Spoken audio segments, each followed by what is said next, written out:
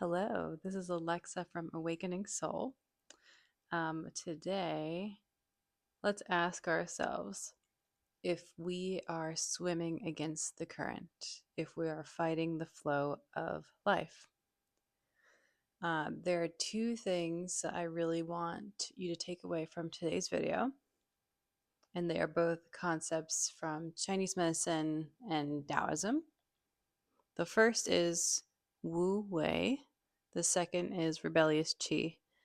And in a way, those two things are opposite, but yet you need one to recognize the other. So without further ado, let's get into this explanation. Okay, so we have a setup here, and if anyone is out there watching knows how to do this, I have to try to write backwards on this for it to look like I'm writing like forwards on the camera. So if anyone has a trick for that, I would appreciate it. But um, you know, I think it's just better to do something than for it to be perfect. So please, if you're watching this, just hold on to your hats with me. It's a little bit ghetto, but it's okay. So we're gonna cover Wu Wei first. Okay, so here goes the backwards attempt. Oh my goodness. Oh my god. Oh my god. I'm just going to put W, W, Wu Wei. I can try to, oh, maybe if I do it like this. And then the E has to go like that. I think you kind of get it. Okay. Wu Wei. This is essentially the flow of life. If you think about a river or a stream is a really common way to describe it. It flows. It doesn't have to put effort to flow. It just is. It just does. And so I believe people refer to it as effortless action. Okay, I'm spending way too much time on this. Okay, effortless action. So it's like that saying that everything in nature is accomplished, but it doesn't hurry, it doesn't rush, it doesn't force things. So Wu Wei is that non-action action. And it doesn't mean that we don't do anything in our lives, but it just means that we are paying attention to the flow, and it's essentially the path of least resistance. And then on the other side, we've got a concept in Chinese medicine that is known as rebellious qi. So we're just going to say Reb Qi. And this is the opposite of the natural flow. And so generally in Chinese medicine, this is like if we're going to make a human body, it's the head. And I'm not like really artiste.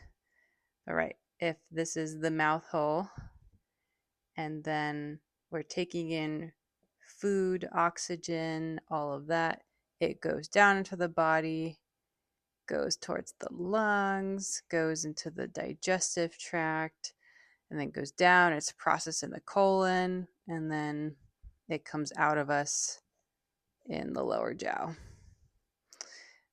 And so rebellious qi is when this downward effort actually starts to go up. And so that's going to be coughing, physical signs at least. Cough, wheezing, nausea, vomiting. You get it. Okay, so I'm just going to say vom. So cough, nausea, and vomiting. And so if you go to a Chinese medicine doctor and you have any of these symptoms, they're going to say that it's rebellious qi. But you can also have emotional rebellious qi.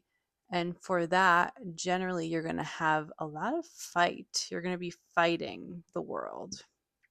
You're going to be seeing obstacles where maybe you didn't see them before. Um, or you're going to have a keen sense of noticing your struggles more. And this happens. Oops, this is super distracting. You're going to have obstacles, things that you never noticed before. You're going to feel like you're being thwarted with your efforts. Um, and so when we have these two things together, you know what's about to happen right now.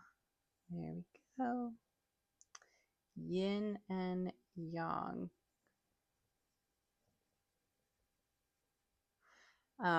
And so, again, it's like I've mentioned in other videos that life is on a spectrum, and the spectrum maybe goes in a circle, but when you are constantly fighting and you get used to this fight in order to get things, this is honestly how a lot of our society works. You just force yourself, you push yourself beyond your limits, and as a result, you have a lot of burnout. You get sick, physically sick, mentally sick, because it's against the natural flow. It's against the natural flow of life, against Wu Wei. And so once you start to live in Wu Wei, it just takes a change of your mindset and it is very incredibly freeing. But it does take work. And so, as I said, I will link in the description a meditation through my mentors, my teachers that I learned from. That will help you to release that so that you can start to experience the free flow in your life. Okay, so the last part of the video, and I took the time beforehand to try to write this all out. Pretty good for a first time writing backwards, though, I think, right? So, in order to try to find flow where you are in life right now, these are the steps that I would personally take and that I am learning to take through the help of my mentors, um, and just life in general. So the first one is to see and recognize that you are fighting. And then once you recognize that, stop. Um, and so this is as easy as it sounds, kind of. Just if I were you, I would just sit and think about, okay, where are the struggles I feel like are coming from my life? And is it really the world or is it coming from me? Is it coming from my displeasure or my unhappiness? And am I really ultimately fighting myself? Because we can make a lot of excuses in the world. But when it comes to self work and Daoism, we realize that we are our biggest problem. And so, yeah, see the fight and decide to take a rest from the fight for a second. The second step would be recognize that you are more than likely telling yourself a story.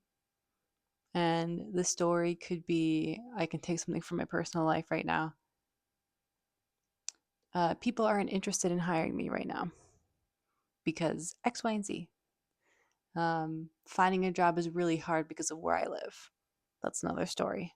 There might be some little truths behind the story, but if I look at people around me, my friends and neighbors, whoever else, everyone has jobs. So might be a me thing, might be my story. Could be only if I had this, then I would accomplish this. So watch those type of stories, if and then, if that makes sense. I would write it down, but I don't want to do more backwards writing. And then lastly, is what you're asking from or what your desires clear? Because if you truly don't know what you want and you desire in life, then how is God and how is the universe supposed to conspire to give you what you want? Do you have mixed signals? This could be the same thing in dating. Are you giving the universe, are you putting it out into the world mixed signals? And if that's true, how can you truly know what you want and be happy with what you're receiving if it's all unclear?